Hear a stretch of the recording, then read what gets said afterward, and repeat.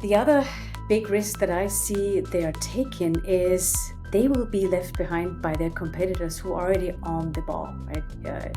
If you always compare organization 1 and 2, 1 is actually on the ball trying to get, to know what generative AI or agents can do for them.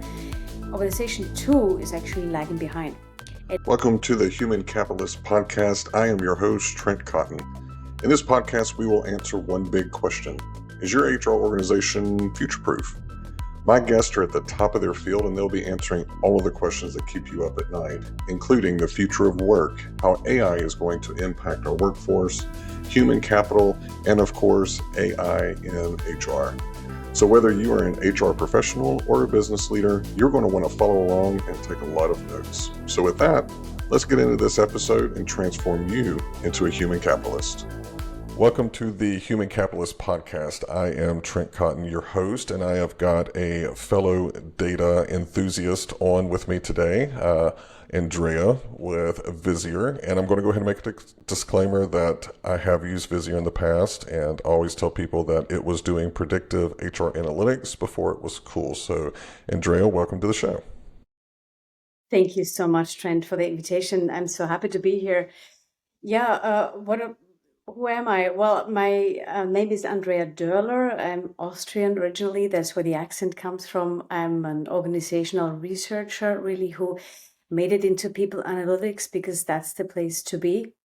I wasn't always a researcher. I grew up in a family business in Austria. My mother was my first boss, which made for really interesting dinner conversations about performance and being the daughter of the boss. Very interesting. Well, my background educationally is I'm a philosopher turned economist. I've been spending the last 15 years in human capital research. I now work for Vizier. I've done so for the last 3 years. Vizier is a people analytics solution provider, the market leader, as many say, in people analytics. And my role here really is around understanding how people impact a business and how business impact people. Well, and you're being very modest. So let me fill in some of the blanks. So I found you just because of your content. Actually, I was reading something and you were cited. So of course I started going and looking. So just so everyone in the audience understands, she has been, you can probably find her contributions in things like the Harvard Business Review, the Washington Post, Fast Company. So she is definitely being very modest. She has also got a very unique other accreditation on the personal side. You want to tell everyone why that if you were walking alone in the street, then you were the person that we want next to us? I'm a passionate martial artist. I've got 2 black belt degrees, one in Japanese Jiu-Jitsu and one in Taekwondo. I'm very active in Taekwondo. I find it very, very important from a self-defense perspective, and it's really great fun. Fantastic. So a data badass and an actual badass. That's quite the combination. Well, all right, so let's dig in because I know you and I were kind of conversing back and forth about all the different stuff that we want to get into. But just to set the stage, where do you see human capital going? What are some of the evolutions that you foresee over the next maybe 1 to 5 years? Let's keep it at 1 to 5. Trent, if you find me somebody who can talk to me about what happens in 5 years' time from now, please kudos to you because that's going to be really hard to predict. Yeah. I see that with all the advances in technology, it's happening so fast. Let's talk about what we know, what I think is going to happen in the next year, because I have a couple of things that I can see on the horizon for now. One certainly is that, we talk about business leaders a lot, how they will benefit from people data, business data.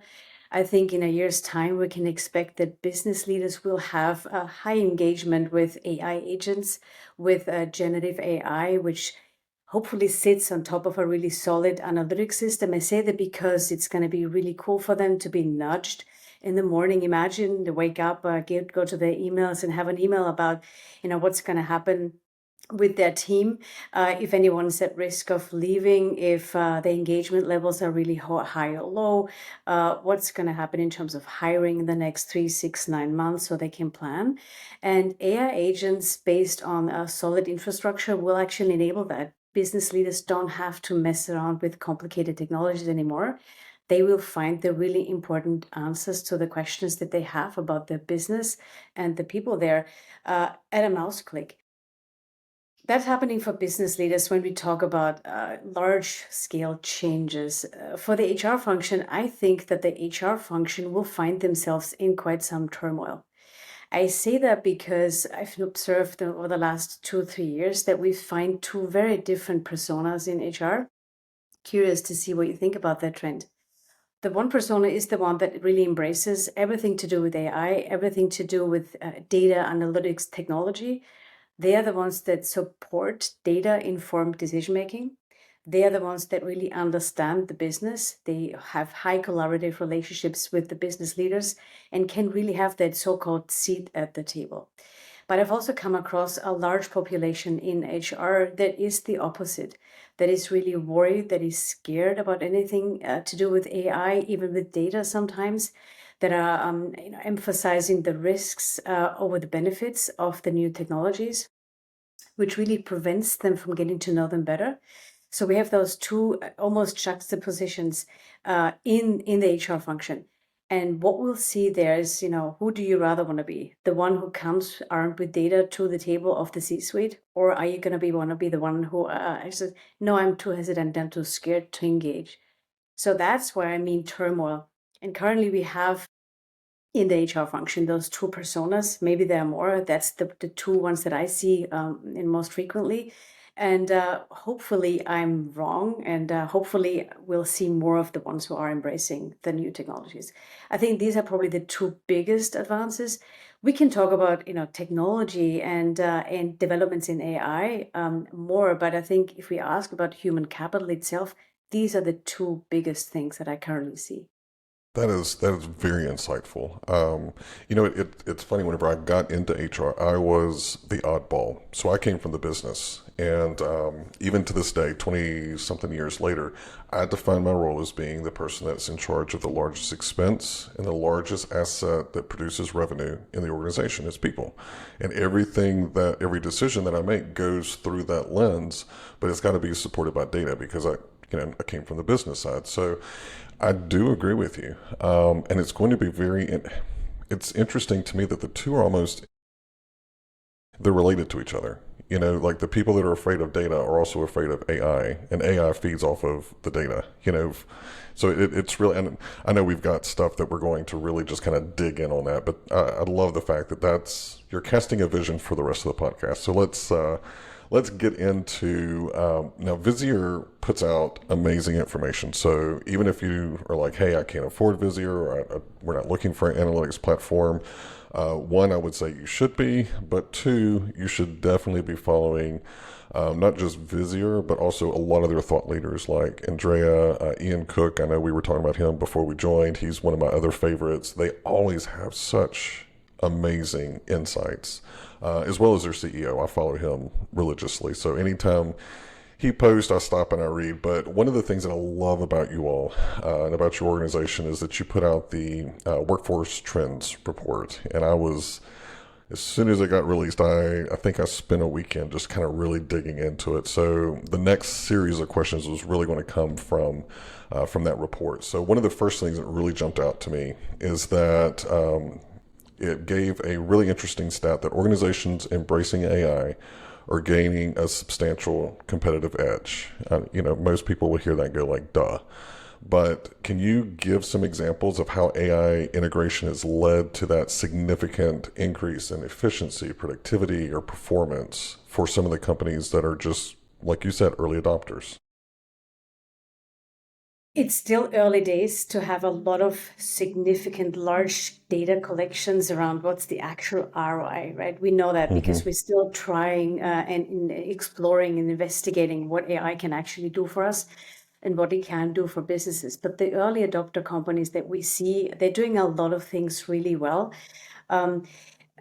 First of all, of course, they significantly invest. I think that's one thing that we can't ignore. There is an investment in AI, and that is not just financial, that is also cultural. That is something that we always emphasize. It's actually a mindset that they invest in. We are ready for this, to take this on. We are ready to make this work for our company. I mean, what we know in terms of actual gains, productivity, or financial, we know that there's a lot of efficiency gains right now. We know that time saved, and everybody knows this and can relate to that. We all know how to use ChatGPT, for example, and how much time it can save us summarizing articles, collecting information. So that's one almost table stakes. We know that that's happening. But what else have we seen so far? We know, for example, BNY Mellon, that's an American banking services holding company. They've done something really interesting when it comes to collecting intelligence about data about their employees' skills.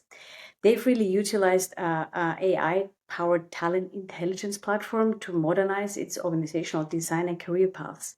So what that means is they've looked at their employee, database, and they looked at what skills do we have in the organization, and enabled for employees to now really organize their skills around where can I go next, where can I be next, where can I add value next, where's my next opportunity.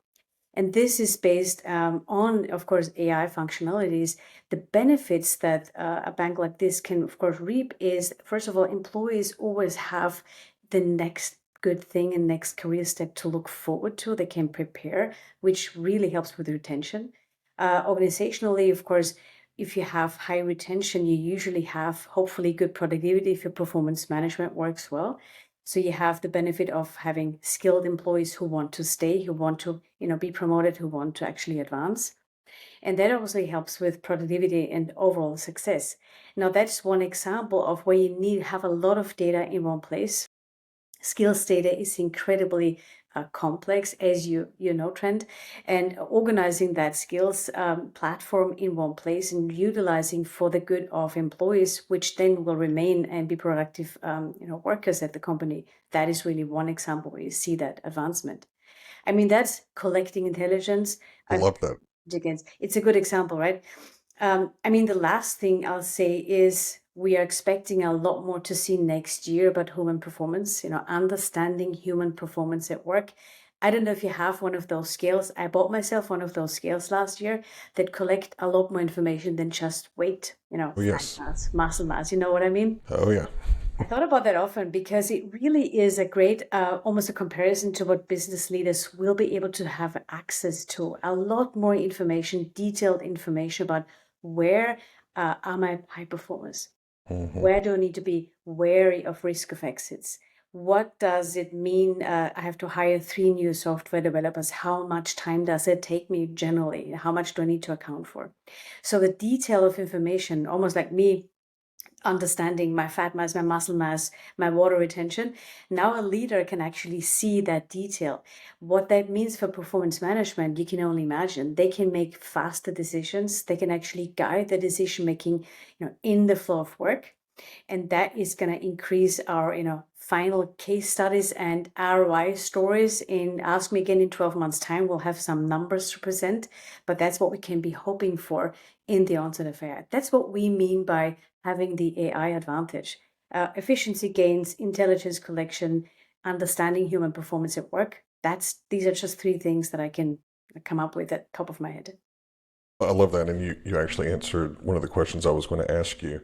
And going back to the BNY Mellon, that is such a huge need that employees have been saying for years. Like, how do I don't expect you as an organization to develop me, but at least give me the path and give me the access to be able to develop myself. I think and the fact that a bank did that, I mean, I spent most of my career in banking. They're usually the last to adopt. So to hear that a bank is leading the charge, that's fascinating. Where did so for the AI, I know that you have to train it for it to actually be useful, not just give it the data set. I wonder where they got the data to train the model to be able to teach or to tell the employee, hey, these are the next steps that you need to take to get to that next position. For the actual case study, we'll have to consult the company. This is based on the newest research in people analytics from the George Person company that closely worked with us on this Yeah. research in people analytics. So for more details about this particular case, we're going to have to look back at the company. But in general, it's a really good example for what can be done, not only, again, for the benefit of the company itself, but really for the benefit of the employee as well. That's the important case that I'm taking away from this is that the onset of AI really helps us, and we need to figure this out. who is it going to benefit? And I think you have one of the things we're going to discuss is the ethics behind Yes. AI, how to look at that, how to really make it work for all of us, society-wise, organization-wise, employee-wise. That's where our minds should be when we talk about AI, not about what we're worried about, what we're scared about when the Hmm. robots are going to come. It's going to be how can we make this work for the benefit and the value. Well, and think about what an impact on the culture and retention that would have of giving someone and democratizing that. That's a yeah. You gave me something to read later on tonight. I'll be looking for that, digging into kind of the how they did that. So that's a fascinating case. Thank you so much for sharing that. So let's talk about some of the potential risks that organizations face if they delay or they kind of act like an ostrich and say, "Hey, this is just a fad." Um, if they're not actively looking at how do they put this into their operations, what are some of the risks that they run into? There's already a couple of risks that we can see clearly. Imagine that any organization is collecting, willingly or not, data about business and employees on a minute basis, hour Hmm. basis, weekly, monthly. So data accumulates about where people are, who they are, what they do, how they do it, how they feel about work. So data is accumulating anyway. So organizations who are using that data benefit enormously by understanding how people impact work progress against goals, business impact. So that is clear. If you don't do that, if you let the data rest and not touch it, it still accumulates. It's happening somewhere. It sits in an HRS system. It sits in sometimes 20, 30 different systems, and it's unused. What happens, what the risks that emerges now, we've seen this very recently with the onset of new pay transparency regulation. Just take one example. We have new gender pay equity laws in Europe in particular, but they're coming also into play a lot more in the US here, which means suddenly you'll be asked to produce a data point. You'll be asked as an HR function, as a CHRO perhaps, do we have gender pay equity in our organization? CEO could say, I want to know. Now, if you haven't really touched the data for such a long time, you don't even know if you have an answer to that question. You're going to have to spend months probably collecting, analyzing that data, producing an insight that may or may not be the one that your CEO wants to see. And so you're wasting a lot of time only because you haven't really early enough started to integrate your data systems, started to analyze it, started to get to know your own data. So that's a risk that CHROs and talent teams that are not producing and not getting into the data piece or even the AI piece as a second step. If they don't do that, at some point they will be asked that tough question. Do they want to be ready at that time to have an insight ready today, tomorrow, next week? Or do they want to go back and dig and analyze and collect? That's one risk that we can see specifically when it comes to gender pay equity. That's just one example. The other big risk that I see they are taking is they will be left behind by their competitors who are already on the ball, right? If you always compare organization one and two, one is actually on the ball trying to get, to get to know how what generative AI or agents can do for them. Organization two is actually lagging behind, lagging behind. At some point, we'll see that difference. That's something we clearly see already developing. There will be a gap between those who are on board versus that are not on board because their competition is probably most likely trying to get ahead of you. And being data savvy, having an HR team that's really able to derive insights out of people data for the good of the business are going to be ahead because they will understand exactly how their workforce will react next year, in 2 years from now. They will know exactly how hiring trends, for example, impact the ability to meet business goals next year. If you don't have that data, you're going to be left behind at some point. So, two big risks I can see immediately.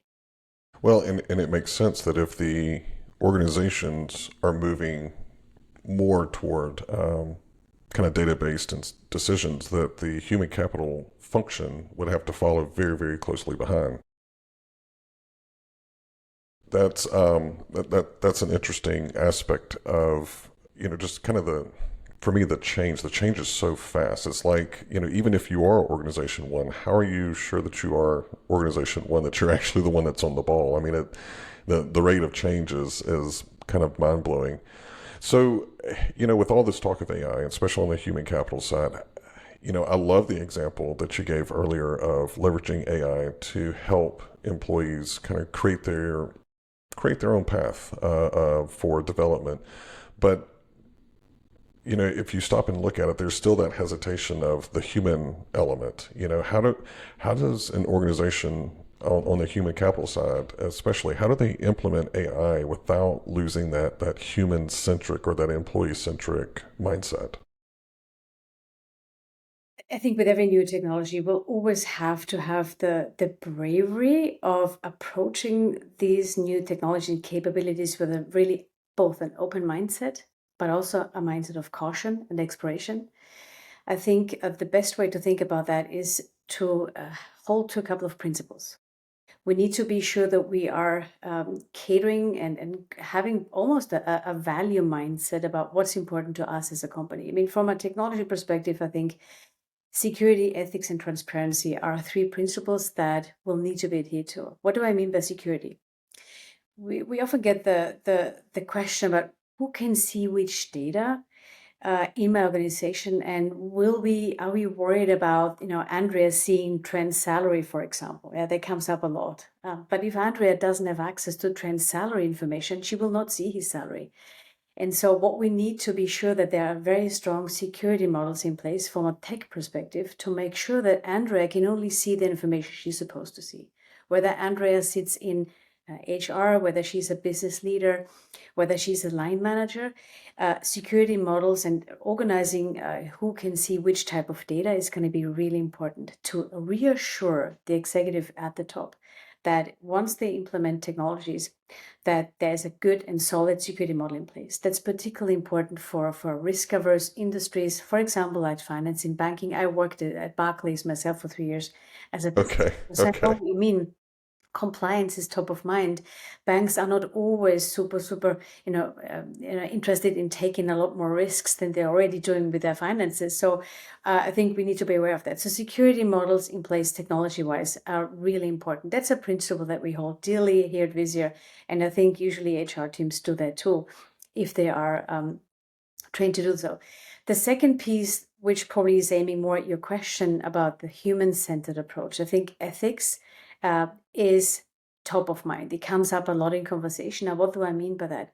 Let's not abuse technologies. Let's not abuse AI for the good of any particular population. Now, what does this mean? Is this really rocket science? Do I need to say? But I think I need to. I want to bring up a book that I've recently come across by Hilke Schellmann. It's called The Algorithm. And she describes and she discovered a lot of faulty algorithms. She discovered a lot of systemic discrimination that happened to employees based on faulty algorithms, based on also a blind usage of some technologies that happens apparently in places whereby nobody really asks the critical questions. Is this the right thing for us to do? Are we making decisions here that may harm employees or the business because we are so bought into the tech perspective? I think that's a big mistake. Critical thinking and the strong awareness of ethics being a very important principle and guideline for an organization is key. We need to adhere to that. The third thing that's equally important, I think, is transparency. If you imagine that employees are asked a lot about their engagement levels, for example, at the organization, you've certainly done surveys. I've completed those surveys. Am I happy with my manager? Am I happy at work? That's quite private information. That is something that I almost want to hold a little dearly. But, we have that data. So we want to be sure that my employees know what I'm using it for. Why am I asking these questions? What am I going to do with that information afterwards? Am I planning to make their life a little better at the organization? So I want to be very, very open about why are we using certain technologies? What are we going to do with the data? How are we going to use it? And these are principles. Again, I think we are really reminded by that onset of new technologies, particularly AI, where there's so much hype around it. What's important to us as a company? Again, I'm going to repeat them. Security, ethics, transparency are three principles that I consider extremely important in that new context. So acronym is SET, SET, right? Just easy to remember. Oh, yes, you figured I've not seen Make that sure you're before. set. I Right. like that. Yeah. Let's go ahead and copyright that before anybody else takes it. So you coming from the banking background as well. Both of us are accustomed to there being an extra C in the C-suite. So you have your chief technology officer, your chief operating officer, chief people officer, HR officer, and in banking you have a chief compliance officer. And they are sometimes more powerful than the rest because banking is so naturally risk averse. So kind of with that thought in mind, as I was listening to your set, do you think that there will evolve a new position that will sit in just about each different department that would be like an AI compliance officer to make sure that you are doing all the things that you mentioned in that kind of three-pronged approach? Interesting question. Not sure what organizations will do if they will need and want a position created that focuses purely on that particular component. I have one thing to offer though. We have a bank, a customer in South Africa that I'm allowed to use and talk about, which is called Standard Bank. What they do is absolutely outstanding in terms of both the use of analytics and data for the good of the organization and their managers in particular. What they've managed to do is they have been using Vizier for a very long time, but they democratize data. So people managers are really able to access data about their teams, about their organizations on a regular basis. That means they have access and understand really deep understanding about their team members. So they have found a way to organize their data in a way that is useful for their managers. They've also found a way to align the business very, very deeply with the people analytics function, with the HR function. Not sure if they have a specific role created for that. Not sure how they've done it. I know they have a very strong data culture, but somehow those different functions and business domains within the bank have figured this out together. So It's fantastic. is it Wow. necessary to have its own position? We used to have, during the pandemic, we saw a lot more DEI, heads of DEI, diversity, equity, diversity, equity, and inclusion, which at the time was, of course, really, really important. But I think the roles may merge together more because we have very complex business and talent problems to solve. Do we want to create more silos? I'm not sure. Compliance officer makes sense for some. Maybe it's not necessary for others. Not a very clear answer, but I wanted to describe how other companies have done it. They I love that. work together. So, and it's interesting that in my day job with Hatchworks AI, one of the things that we found this year is that we were a little ahead of the wave, the AI wave. We were trying to be ready to build all of these AI offerings for our clients, but a lot of them just really struggle with the data. And so that was the first thing: is where is my data? Is it clean? Is it ready for me to be able to build and sit an AI on top of it? The other aspect that we ran into is that no one in the organization really knew who owned the AI strategy. Was it the CTO? Was it the business executives for their particular department? So I think, 2025, I'm hoping that there's going to be a little bit of a settling there and there's going to be a rhythm that's created. Do you see the same thing kind of from the data that you're looking at? Definitely, I think the AI strategy is a really important piece there. It's probably owned by the CIO together with other C-suite members. Of course, we always need to keep in mind that technology is a means to an end. Even though it is critical for the way how we do things. I think Vizier is a really good example. You don't need to be ready to get Vizier. Be ready first, then buy Vizier as a solution, as a platform. Actually, sometimes it's the case with great technologies comes new habits, comes new behaviors, comes new mindsets. So I say that because the AI strategy overall is a whole different beast to solve. That is something that an organization needs to understand, that changes the whole company. How do we go to market? How do we do business? That's a different question from, I think, a little bit slightly qualitatively different from how does our HR and IT and AI strategy fit into the larger environment of the business. Currently, where we live, where most of my personal energy goes, is understanding how does Gen AI currently impact the people analytics function, and what does this mean for the immediate HR environment around them, because that is sometimes even something that many organizations are struggling with. You're right, because of the difficulties with data integration, because you really want business data and people data in one place. Who's responsible for that? So we see that definitely, that lack of collaboration. That's what I mean. One of the most important skills for HR will be to actually collaborate across functions. The C-suite will be challenged, is already challenged, to come up with that AI strategy, but it can't just be an AI strategy. It needs to be linked to the overall business strategy. It needs to be supported by the HR strategy.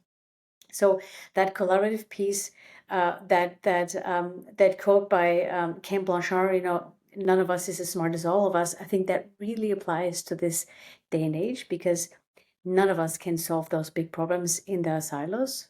It can only happen together. Well, and thankfully, when we were going through the pandemic, I was still with the bank who used Vizier, and we had been using it for a while. And so it had already changed how, at least in HR and also to a lot of the business executives that we supported, they had access to their own dashboards. So the number of questions that we had to field as HR professionals went down because it was self-serve. They could drill down to the GL if they wanted to, because that's how we worked with Vizier to get it set up. It was even more powerful and needed during the pandemic, because we had to see who was out, where do we have outages, where is our risk from a portfolio standpoint. We were looking at it, the people operation aspect. And I think that, at least from what I saw outside looking in on the industry, I really think the pandemic brought HR analytics to the forefront and said, okay, HR, you're going to have to give me this kind of data going forward. And I know a lot of friends that were not data people. They got into HR because they enjoyed business, but they hated math. And I spent a lot of nights during the pandemic walking them through, okay, this is where you pull the data. This is how we're going to, what problem are you trying to solve for? And then let's go and see what the data is telling us. So are there any other insights that came out of that 2025 workplace report that you all did that just really kind of piqued your interest that you'd like to share? There's so much good stuff in there. So Yes, I think I want to paint a picture for our listeners in terms of how they can imagine what we mean by the AI advantage. Because the whole trends report revolved around the impact, the big transformation that AI will bring, and is already bringing, I should say, for both HR, for people analytics, and the business. But what do we mean by that? What exactly does this look like? First of all, I think the belief we have is that you please jump on board now. Okay, so that's clear, because there is going to be an advantage rather than if you don't. But if you look at HR specific or people analytics specific, what does this actually look like? I think we'll see on the tech side that business and people data will be integrated. What does that mean? It means exactly what you've just mentioned. A business leader will have an overview over not just the business results, but also the people data. They will know who were the high performers, who left last month, how diverse is our business, what's our comp ratio, for example, are we competitive employer, etc., etc. So in combine that information for decision making. So that's going to be one thing. We'll see that leaders will, I mentioned this before, use Gen AI sitting on top of this tool that they have, the solution, to get those insights really fast. They can already have those insights now, but with Gen AI and agents, they can have those insights now. They don't need to wait for the HRBP to come back with the insights. They can, type it in now and have the answer. We'll be soon integrated with Copilot and Microsoft, for example, which makes it even easier. We'll see the data democratization. That's a word that sounds really abstract, but what it really means is, again, what you've said and what we see at Standard Bank and other companies, where it's not just held by the HR and the people analytics teams, but that so many more, thousands in some cases, of business leaders will have access to a tool like Vizier, where they can type the question and get the answer right now. They don't need to wait. They don't need to ask a team. They don't need to make a complicated query. They don't need to know anymore The difference between resignation and retention, what's the difference? The difference is, are people staying at a company or are they leaving, right? That's basically at the core. But why does a business leader need to be bothered with understanding the difference, the terminology? We don't want that. We want it to be easy. I think the people analytics function in HR ideally will become more visible in the business. That's our dream for that function, that the CEO is actually asking the CHRO first for input. How are we going to do this next year? And I think in my dream, HR will become a really, really even more important player for the business. But mind you, we talked about the two different personas at the beginning. Those who will be hesitant to climb on board will not be there. Those who are already on board, embracing, trying, taking some risks, not trying it out, they will be on board. They will be the important players in the business. That's what we mean by the AI advantage in people analytics and beyond. I love that definition.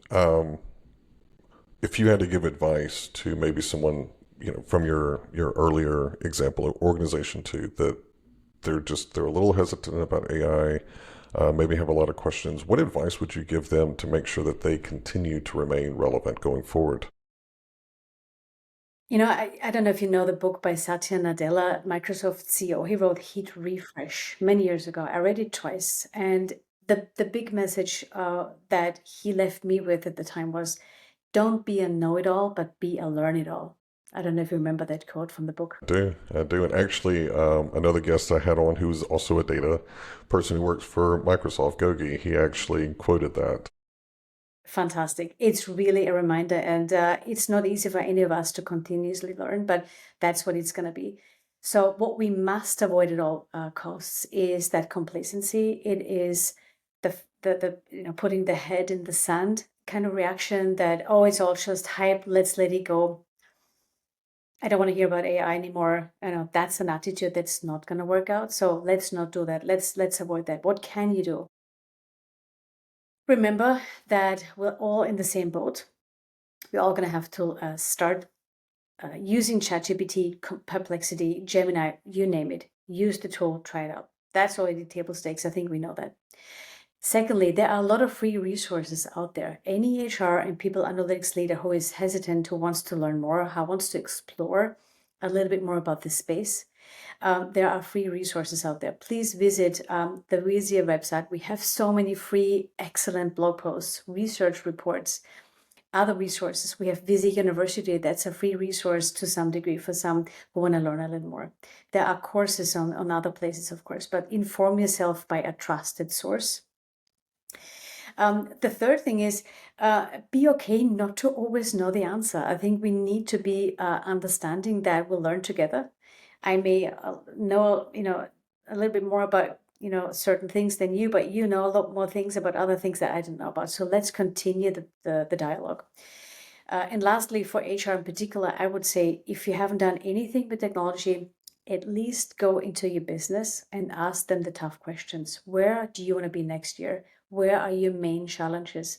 How does technology affect your work, your team's work, your job domain?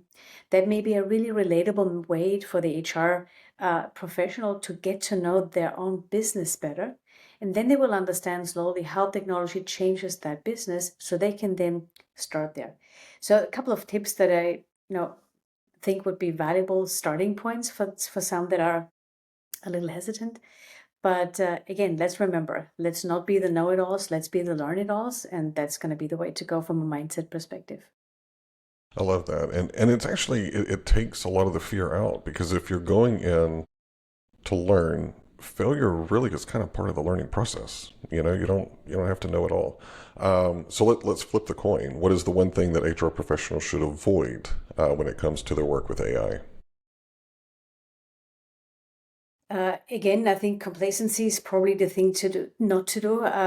To say, well, I have a lot of experience in my role. I hear this often. This is actually something that I don't think I need anymore. I've got only 10 years, 15 years left in my tenure in HR. It's gonna pass. It's not gonna pass.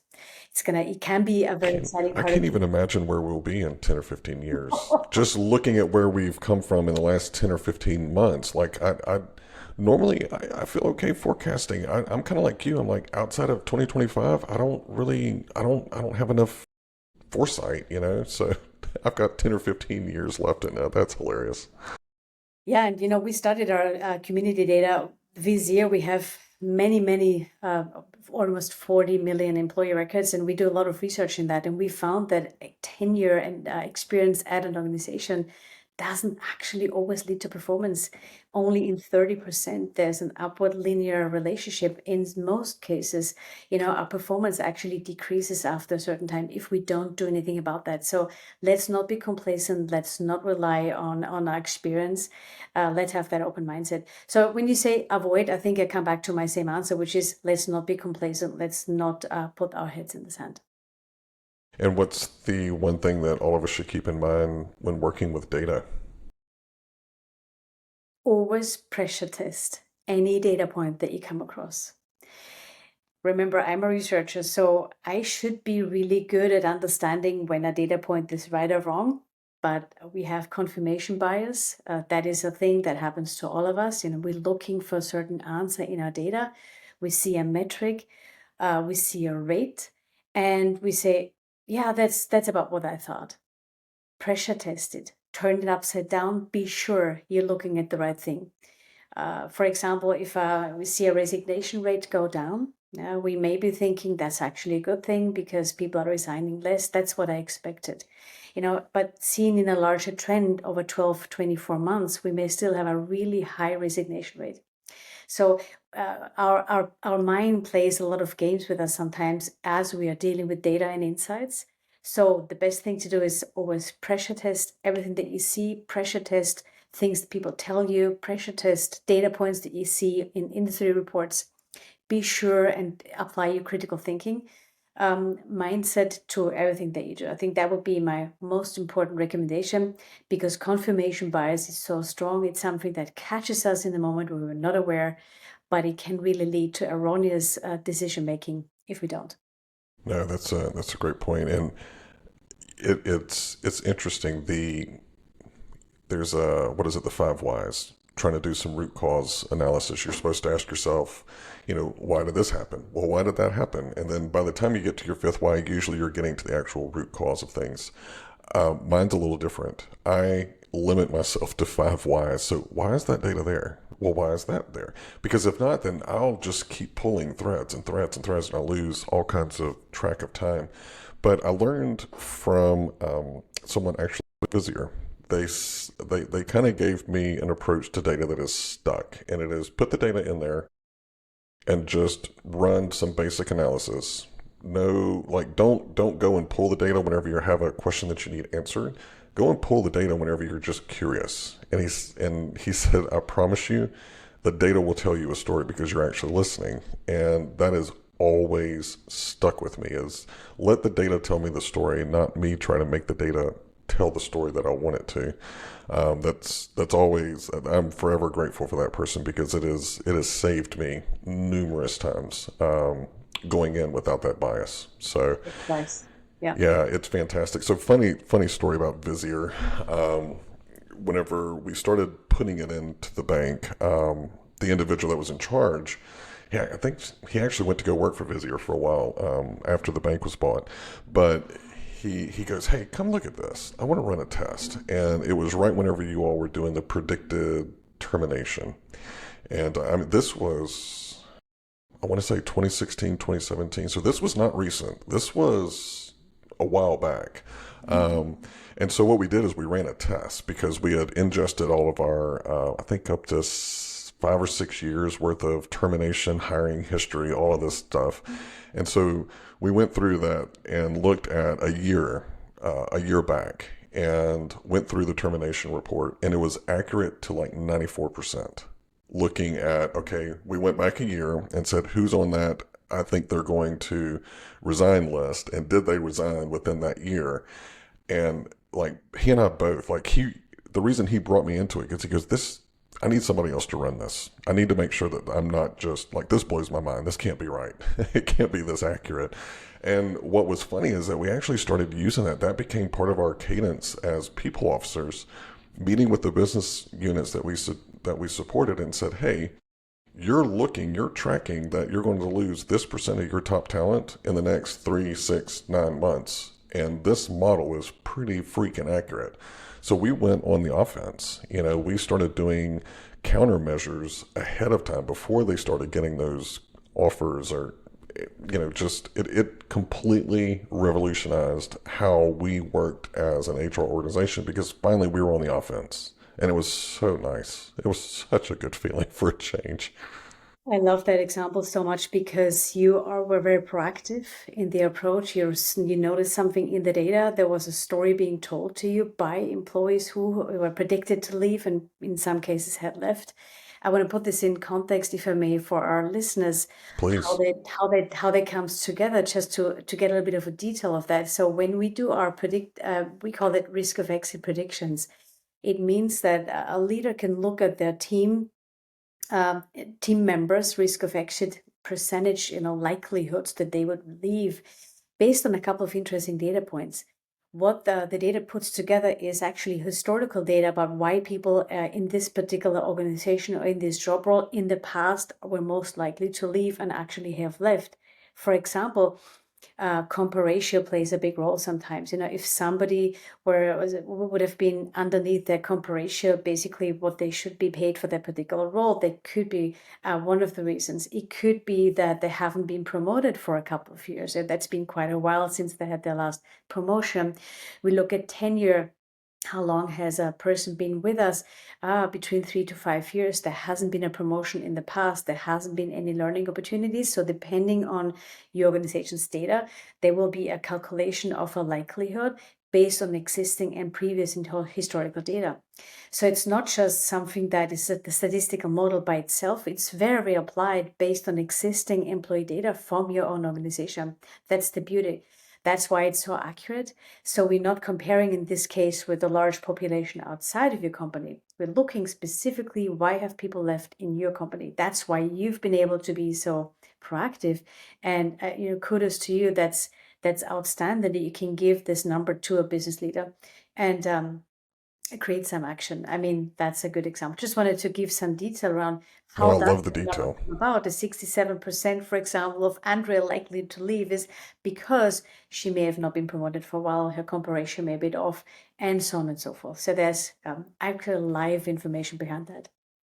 And to add to that story, whenever I turn in my resignation, well, one, my supervisor, my direct leader, I was very blunt with her and just said, hey, now that we're being acquired, I've been through mergers before. I think I'm going to see if there's something else out there. And she kind of chuckled and she says, well, outside of the merger, she goes, your name actually came up on the report this month for HR. I said, God bless that damn. Oh my gosh, it's scary. So just, one of the pieces of advice that you gave that I think is great is just become accustomed to things like ChatGPT, Gemini, Perplexity, Claude is another great one. And data is a fantastic way of tiptoeing into the AI space. Now, mask your data means don't put any kind of PII information in there because it is out there in public. But if you've got just some basic masked information, you can put it into a chat GPT and ask it my favorite question to ask it is, what is this data telling me that I don't see? And some of the insights that it comes out, and then again, I have to limit myself to the why because, it'll give me 3 different points. I go, okay, well, explain number one. What should I do? What are some action plans? And that's, I think, you were talking about agents before. That's what I'm really excited about is whenever I've got, 2 or 3 different agents and I'm meeting with the business unit leader and I don't have to go and pull the data. I've got my little agent. It can go and pull anything that I need to for me. So let's go into rapid fire because if not, I'm going to keep you on here for another 2 hours because I've got so many other questions about the report, about some other things. So I am going ahead and warning you and warning the audience that you will be back because I've thoroughly enjoyed this conversation. All right, so rapid fire. What is a book that has changed your perspective on business or HR? When you have that book that you think of really often, even years after you've read it, for me, that is by a psychologist, a social psychologist called Vanessa Kuhn's, which is called "You Have More Influence Than You Think." And she argues that we oftentimes fail to realize how much impact our words, our behavior, sometimes even our presence, our physical presence, or our presence in Zoom meetings actually have. We tend to underestimate the positive impact in many cases. She gives a lot of interesting examples about how actually much more positive we come across than we think. But she also tells us that everything that we do and everything that we say and everywhere we go and are present has an influence on others. And I think that's really relevant for what you and I discussed today, which is depending on how I show up in my mindset and attitude towards all things, data, technology, AI, really matters. It matters to my colleagues, to my peers. It matters to our conversation. It matters to my kids. Because I can either be the down or I can be the upper, right? So that's something I often think about. I love that. I love that. And actually, I'm going to write that down because there's probably 3 people right off the top of my head that I think need to read that based off of conversations I've had with them. Do you have a favorite podcast or a series? Oh yes, the nerd and the athlete, or I should say the sportswoman in me comes out when I listen to Andrew Huberman. Uh-huh. Huberman have, I don't know if you know him. The way he combines knowledge about neuroscience and physical activity and mental and physical health just really resonates with me. He interviews a lot of very smart people and scientists about all things related to fitness, mental health, learning. So that is just for me a deep dive into it. And he spends hours, his podcasts are really long, 1.5 hours sometimes, but I just listen every second. It's so interesting. I have to check that one out. I am looking at my list for 2025 because I listen to podcasts in the gym. I'm that weirdo. But I just find that I retain so much more because it's like my body it's doing its thing, but I don't know. It just, to me, it's cathartic both to exhaust the body and get the day out and over with, but also kind of challenge the mind. So I am quite sure that people have got questions and want to ping you. How can they engage with you? Please send me a message on LinkedIn. I'm very active on LinkedIn. I also have Very. a personal website, Andrea-Derler.com. It's Okay. basically just a library of my collection of publications over the last 10 years. But also the Vizier website has a lot of the work that we've done together here at Vizier. As a Vizier research team is all open source. You can download them for free. It doesn't cost you a penny. It's deep data science research, it's survey research, it's interview based. You find topics around AI and all things to do with talent management, performance management, TA. So please engage with us there too. Awesome. Awesome. And I know the case study of using the forecasted or the risk assessment on the employees. I think that was actually a case study that we did for Vizier because it was a good one. But like I said, I love all the work and all the research and the insights that you all put out. So just send my thank you to the rest of the research team as well. And I'm going to give you a mic drop moment. What's the one-liner that you want the audience to walk away with? I do want to repeat what I've said before. I'm sorry, but I think it's so important. Let's remember management scholar Ken Blanchard, who said, "None of us is as smart as all of us." I believe that deeply. The complexity of what's to come next year was already happening, but it's increasing every day, every week.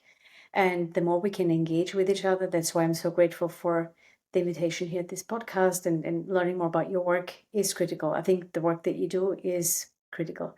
Together we will solve the big problems, but none of us will do it by themselves. Absolutely. All right. Well, with that, we are going to conclude the episode. Thank you so much. I have thoroughly enjoyed it and I've learned so much as I knew I would. So thank you for joining. I appreciate it. Thank you.